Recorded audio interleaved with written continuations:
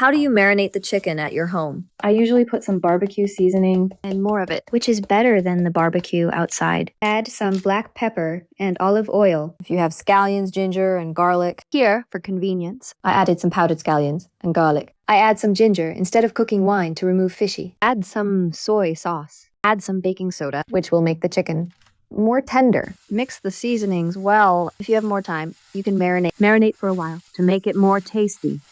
If you're in a hurry, marinate for 10 minutes. The marinated chicken.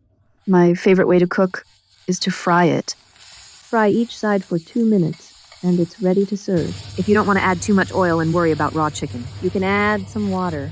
You can also add various side dishes you like. And cook for another 1 to 2 minutes. The chicken cooked in this way is both crispy and juicy. It's delicious when eaten with onions. Be sure to try it and see you tomorrow.